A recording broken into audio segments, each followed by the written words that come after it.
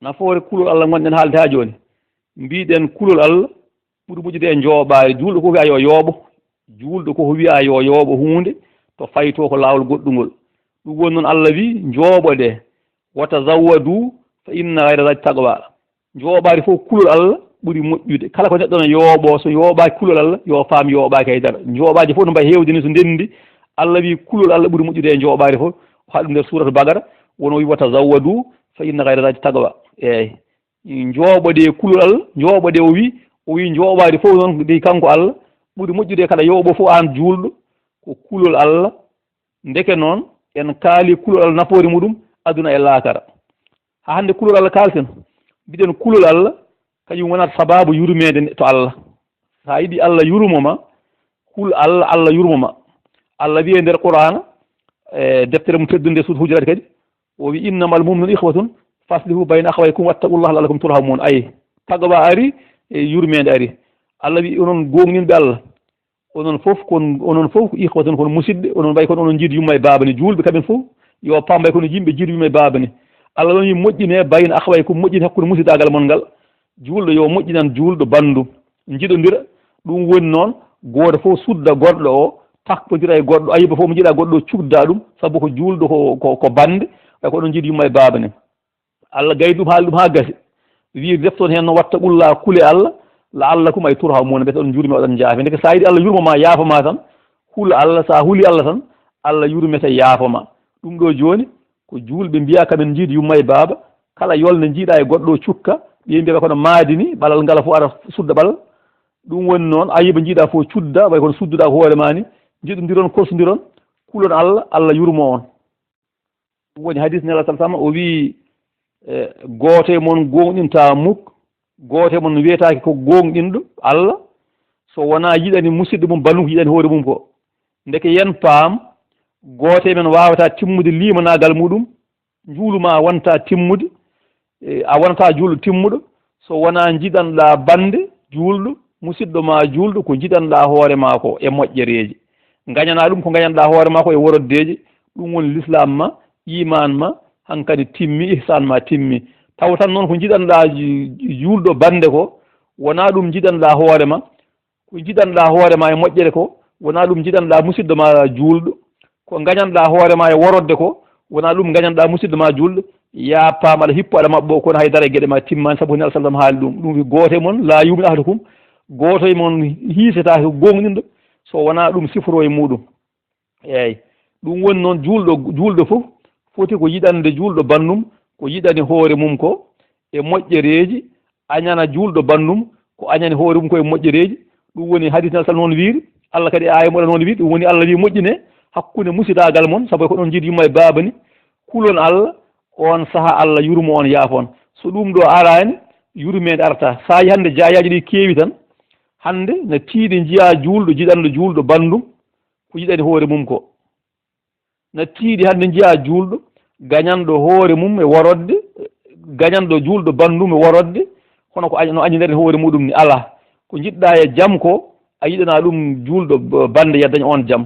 ko gañƴa e bone ko ara e ma ko ɗum gañanɗa bande ɗum woni noon l'islam ma timmani ihsan ma timmani iman ma timmani caɗele ngara e ma annene koto banggue ma wona banggue Allah wona banggue hay goto koto banggue maɗa e arti ha ɗo kalanɗen ko hulde Allah ndeke dendagal ko neɗɗo ɗaɓɓata aduna mum e laakara muɗum foti koye diine walla ko aada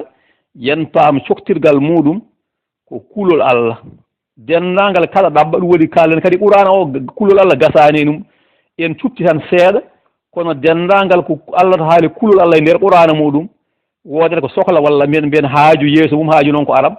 wodata ko sohla wona yeeso muɗum en kaali hen seeɗa ko heddi ko ɓuuri heewde dendagal kuli Allah gonɗe e qur'an to Allah haali taqwa kulol Allah e nder qur'ana ɗi gueɗel hen fof wonno nafoore muɗum ma woni nafma aduna ma mala nafma laakara ma walla nafma diine ma walla nafma aada maɗa kanji poof noon aɗa yini goto tawa kulol Allah ɗo ene rokkuma gueɗe ɗiɗi cowdirɗe walla gueɗe tati cowdirɗe taw kulol Allah goto rokkuma ɗum ɗum woni noon cuftiɗen tan hen seeɗa gadduɗen ɗum kono dendagal almudo janggo qur'ana bittowo kala to jiiɗa Allah haali kulol Allah ƴeew woni ko woni yeeso mum walla woni ko woni caggal muɗum taw nafoore nde ko an kulɗo o nafata wona Allah o nafata ɗum woni noon mboɗo wasiyo on mboɗo wasiyo kadi fittanam hulde Allah mine mon fof ko suudi ko feeji fof holko woni hulde Allah noon ko womtisalil amri wottinaɓe nahyi fi zahir wal baɗin hulde Allah ko wadde ko yamira ko e woppude ko haɗa ko feeñi ko suudi ko fof ko ɗum woni hulde Allah e hulde Allah ko ɗum tan jangete dendagal ko woni defte ɗe l'islam ɗe fof ɓurana hoore haalaji woni hen tan ko wat ko yamira ɗaccu ko haɗa no jangga ronka gaynede wat ko yamira